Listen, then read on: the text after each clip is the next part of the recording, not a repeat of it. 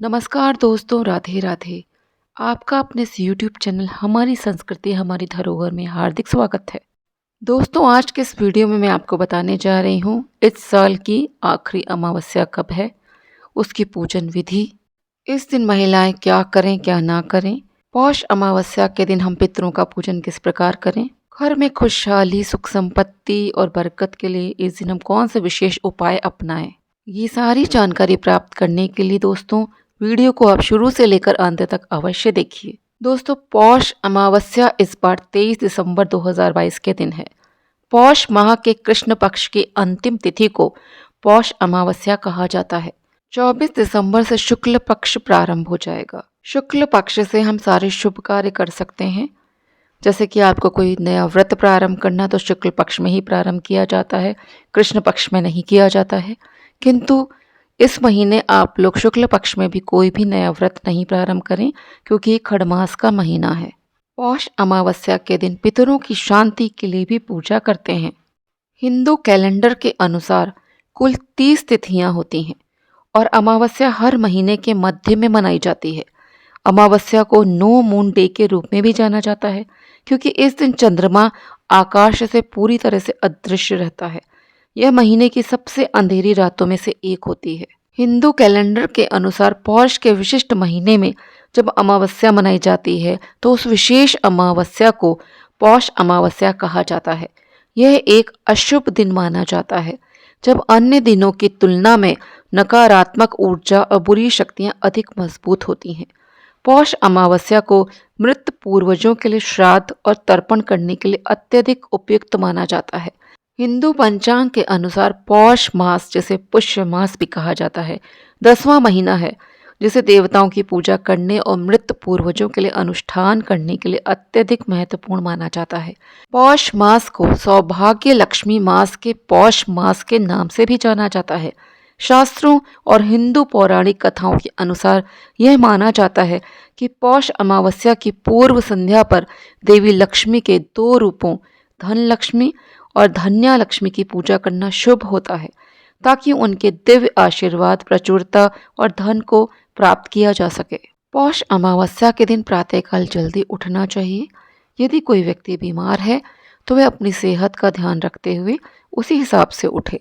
यदि घर के आसपास कोई पवित्र नदी अथवा तालाब है तो आप वहाँ पर स्नान करिए, और यदि आपके घर के आसपास कोई भी पवित्र नदी नहीं है तो आप घर पर ही गंगा जल मिश्रित जल से स्नान कर लीजिए।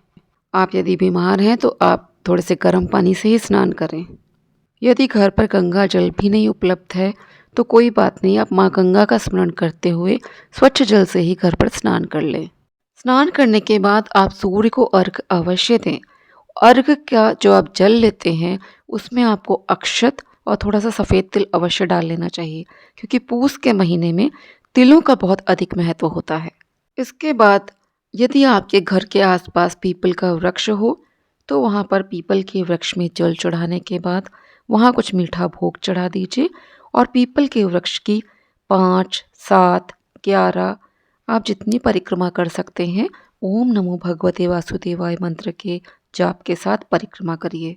पीपल के वृक्ष में भगवान विष्णु का वास होता है, इससे पितर अति प्रसन्न होते हैं।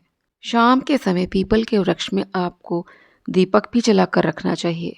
आपके घर के आसपास यदि शिवालय हो तो भगवान शिव की पूजा का भी बहुत महत्व होता है। इस दिन आप शिव मंदिर में जाकर शिव परिवार का विधिवत पूजन करें। माता तुलसी की पूजा भी आप अवश्य करिए। तुलसी जी में जल चढ़ाने के बाद आप तुलसी के वृक्ष की या पेड़ की कम से कम 5, 7, 11 परिक्रमा अवश्य कर लीजिए। इस दिन पितरों की पूजा का भी विशेष महत्व होता है।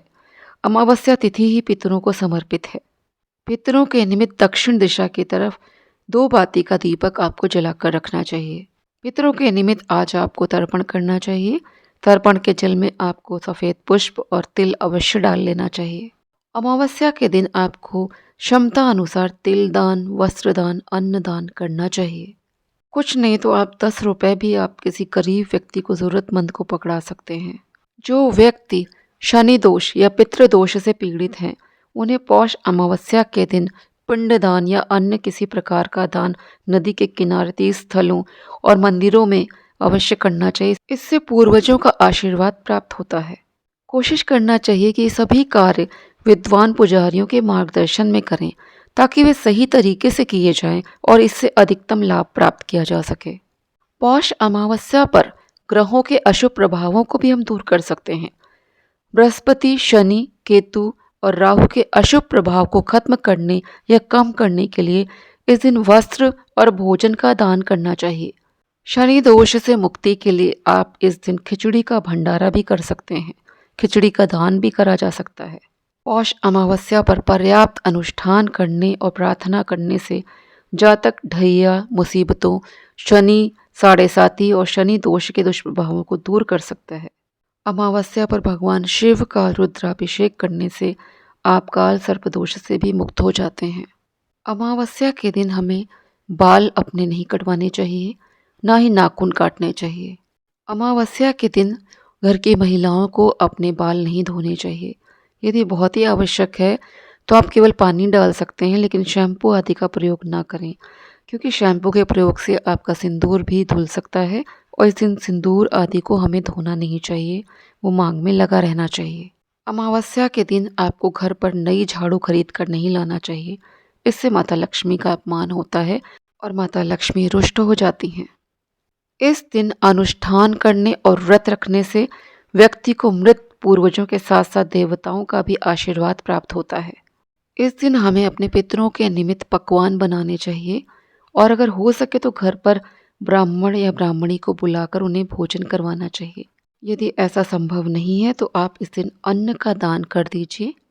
इस दिन गाय, कुत्ते, चींटी और कौवे को भी आपको भोजन देना चाहिए। इस दिन मांस, मदिरा का सेवन आप बिल्कुल भी ना करें। पौष का महीना बहुत सर्दी वाला होता है, तो आप यदि सक्षम हैं तो ऊनी वस्त्र, शॉल, कंबल आदि का दान भी कर सकते हैं। इससे पितर बहुत ही प्रसन्न होते हैं।